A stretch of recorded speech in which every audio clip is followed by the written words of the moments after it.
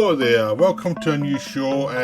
Today I'm talking about Cinematic Vengeance, which is the Eureka 8-film Joseph Koo box set. Now, Joseph Koo was from Taiwan, which was linked to Hong Kong with distributors and things, but they were all made in Taiwan. So even though they were doing a genre that was very based in Hong Kong with lots of martial arts fight, it was different from what was going on. It was kind of the lower budget Taiwanese rip-offs. They weren't quite at Shaw Brothers level or Golden Harvest when Golden Harvest became a competitor, but they were still doing their own things. And this box set covers them all, and it's a very nice one. You get the films, so there's 8 films in it. Oops. It's really difficult to see them all. 8 films, and you also get a booklet and some cards. So the cards all have different moments from the films, and the booklet gives you lots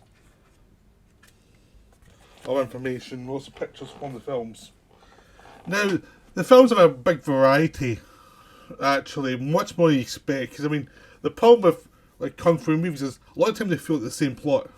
A lot of time you feel there's certain, like westerns or sci-fi movies, there's certain genre conceits that go from one to the other, and sometimes without any thought into them. That's when it feels like, because it's the same director doing them all, even though he's doing kung fu movies, he doesn't want to keep doing the same kung fu movies all the time.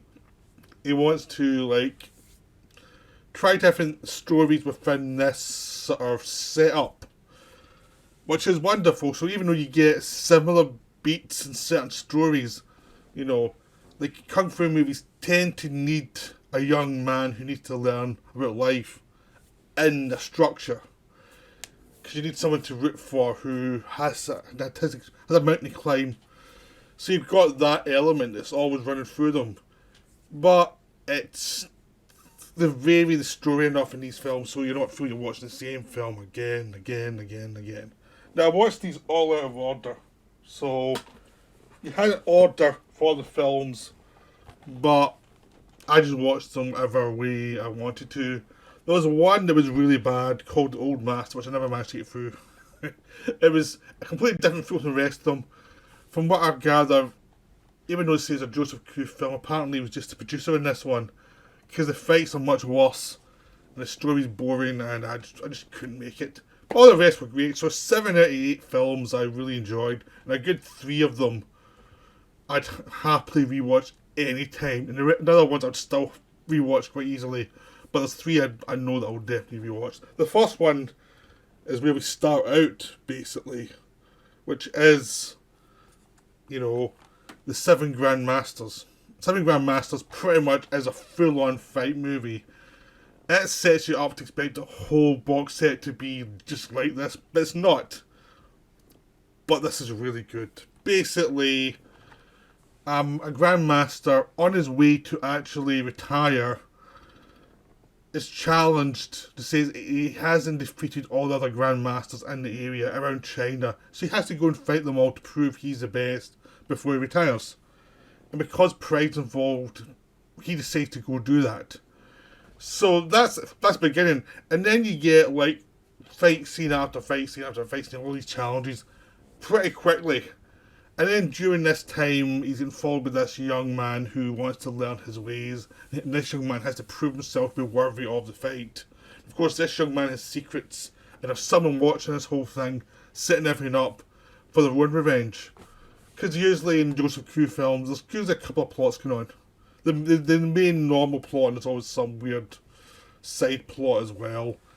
But this one is really good because it actually leads to a terrific confrontation at the end. I'm trying not to tell you all the plots of any of these films because I'm trying to encourage you to go and watch them. So this is not going to be spoilery, like, at all. But 7 Grandmasters is just wonderful. I mean, the fights are inventive, but they vary. The actual central plot of this young man having to prove himself, you've seen the millions of kung fu movies, but this one's done well, and you're rooting for the young man because the masters, other assistants, the other ones who are working with him are a bit snotty because they've been trained and this guy hasn't, and they look down upon him. And this guy actually has the power to actually do it, to actually learn and actually become a student. It's really good. You're rooting for him. Plus, the action is astonishing. It goes from place to place because they're always going from one grandmaster to the other. So all these fights promised to you, but also these other fights going on as other plots come in, and they're always wonderful variations. Of course, you've got a hotel fight because there's tons of those in any kung fu movie. But this one's a top-notch one. This is one of the ones that's easily to rewatch because it's so good. The fighting's amazing. The acting is kung fu acting, martial arts movie acting, but it's not too bad. It's enjoyable for what it is. It's within a certain genre that actually works pretty well. Next one is the 36 Deadly Styles. So this one is one of the weaker ones in the series, I find. It's not the worst one like Old Master, but this one, the fights are good, but the plot's convoluted. So it's about this young guy who is hidden in this area by these monks. He has to hide his skills because these guys are all trying to kill him for some reason or other. A reason I've already forgotten after a couple of weeks because it's not that important. It's just an excuse for fight scenes. And it's just an excuse for him to learn his skill set and learn what he needs to do to become a great fighter or whatever. This one start-stop though. The film is very start-stop. It starts off with some fights, then it stops, and it starts, stops, and the pacing's just all over the place, really, because you've got various people in really bad wigs coming in. You've got some villains who are waiting it out for reinforcements. You've got lots of stuff that's going on that is not like dramatically that interesting, but the fights are fun, and everyone's game in the film. It's just that the plotting is really like, it feels like they were making it up as they went along, because the first 20 minutes is just like a lot of fight scenes thrown in, and it's like, yeah, there's a plot, I guess. It's very enjoyable, but I don't really know why they're fighting half the time. I know who the good guys and bad guys are, but it just feels there's more fights just from fights a lot of the time. But I mean, there is a plot there, but it's just the way it's done. It just feels like it's a fight for the sake of fights. But it eventually calms down. There's some scenes where the young man has to carry all this wine back and forth, and he has to learn to deal with people in the town and deal with this young woman who's also got fighting skills and things. It's a bunch of stuff going on. It's enjoyable. It's just not the peak of this box set. It's just like, it's a good like mid-level Joseph Cow movie. It's not great, but it's not bad either. You're gonna have a good time. It's just that you have to turn your brain really far off for this one because it is all over the place. Then we go to The World of the Drunken Master, which is one of those films. It's a rip-off of Drunken Master, the Jackie Chan movie, obviously, but it's really well done. Here's the thing: it's not the top level of these movies, but it's the one that of the lesser movies, it's probably the most fun, even though I'm sure there's this feeling that the wraparound story feels like it was shot later because they had realised the film wasn't long enough. Because there's a section at the beginning where the old man knows the Drunken Master style, and he's getting challenged. Then it turns out that he has to go to this place he's invited. He goes there and meets his old pal. And then he flashes back to see how they started out as street hustlers. They were caught trying to steal wine. They have to pay off their debts by working for this person, and then they discover there's a kung fu master who starts to see their potential and starts showing them how to fight kung fu. So it's a development from young punks to being kung fu masters. And there's a bunch of ridiculous stuff. There's another school that's actually jealous of their skill and the skill of their master, and all the plot's based out of these guys being really jealous. That's it. They're really jealous of them. That's the whole plot. And all hell breaks loose because of that. And it's a metaphor for the north and south of China, where these two guys who are pals, but they can't stop fighting even though they love each other. And it's like that's kind of metaphor that comes in, especially when you go towards the end. There is some ridiculous plot twist. There's a ridiculous death scene. It turns out the person survived, even though the stunt was so absurd. You're laughing at how bizarre the obvious dummy who's thrown off a cliff is, and then this person apparently survives. It's like really weird. That's why I think it was the added stuff later. And they had a fight at the end, and it's just like it feels the film's finished, and now we've got an ending. That it's nice to see another kung fu fight, but you're actually feeling you've finished the film, and then it turns out there's another ending to it, and it's like it's got that kind of feel to it. It's like they had to add stuff to get to that 90-minute mark. Okay, then the Old Master, which I couldn't get through, it was just terrible. So that's the first disc, first set.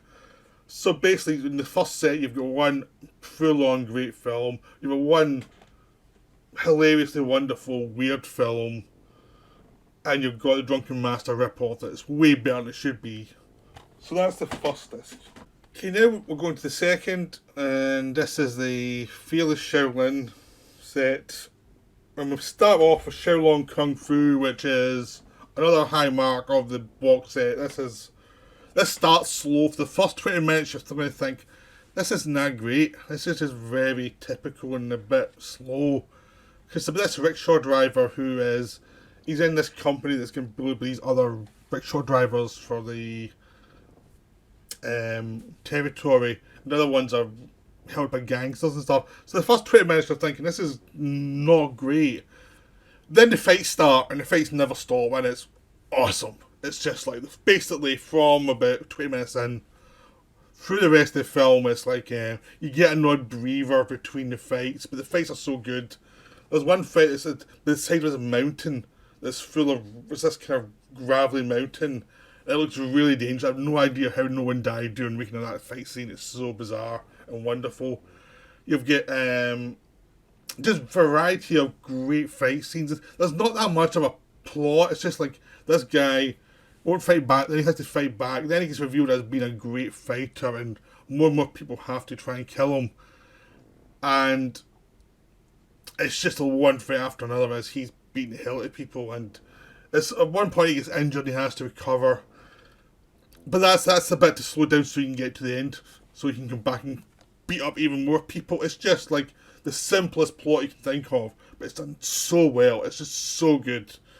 It is very simple, but it's also got wonderful little moments, because the first half, his blind wife is nagging him to stop fighting and stuff.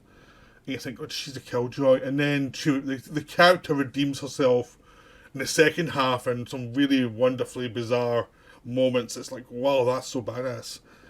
There's a bunch of other women in it. All the women die in this film. It's quite amazing. It's like, they don't even need to die to get the plot going. It's just like, anyone who's nice to this guy gets killed, apart from like 2 characters. But all the women die, so it's not good for women in this film. It's like really weird, but it's because Joseph Cow tends to have some really good female characters in some of his other films. This one, they're good characters, but they die. So but it is just a delight to watch. It's just the action's great. The finale is way, way, way, way over the top.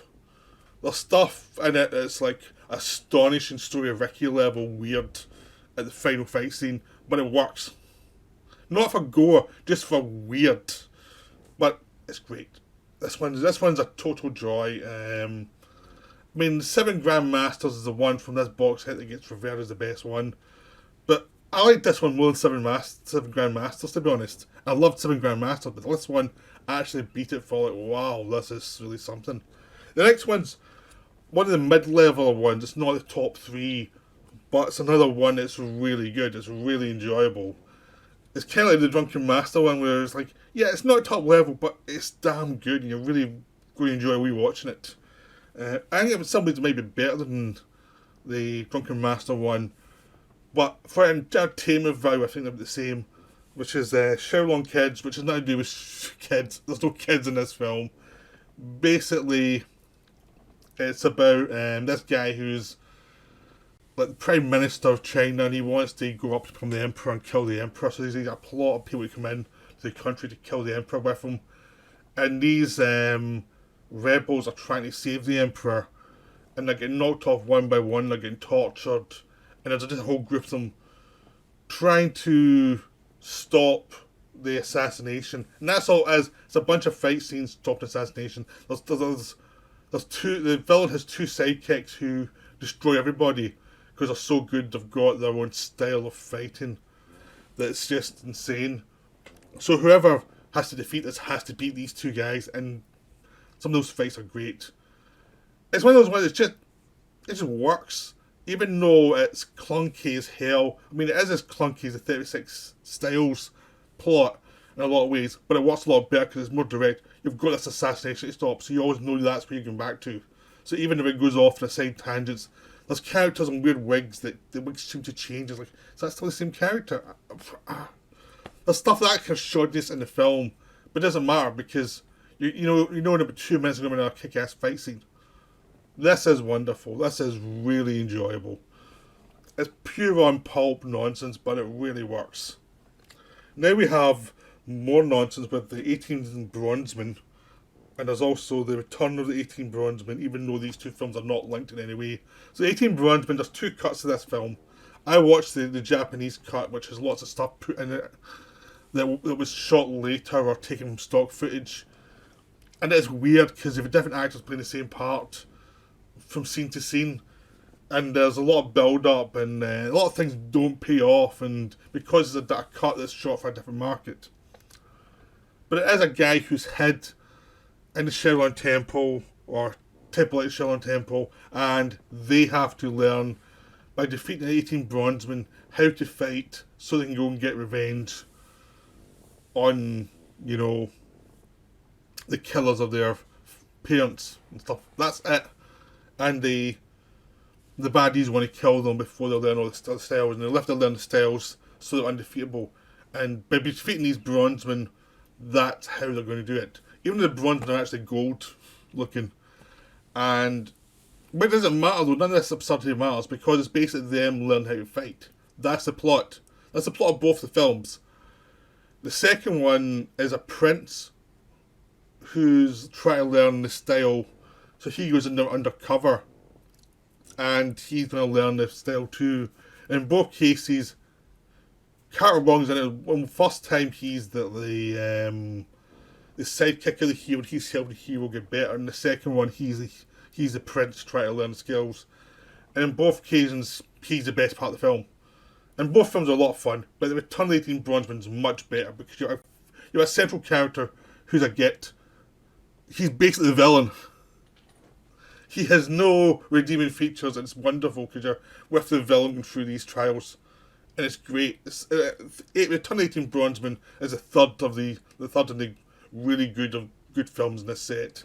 But the 18 Bronzemen is still enjoyable, despite how tacky it is and how weird it is. You get some really fun fight scenes throughout it, especially towards the end. After they've defeated the Bronzemen, they have to go back into the world and learn how to deal with the villains in the world, and there's lots of fight scenes there too. It's just great. The whole thing's just great. There's betrayals, there's new loves learned, there's all sorts of weird plot devices. It's just wonderful. But the 18 Bronzemen, I don't want to say much more, but just we're following a villain going through these trials. It's just that's how, and the other trials are great, but it's just the fact that weird twist on it just makes it so much better. So that's it. 8 films. 7 of them are very good. 1's unwatchable. So and I've dropped this, and they're just great. So I'd highly recommend this set.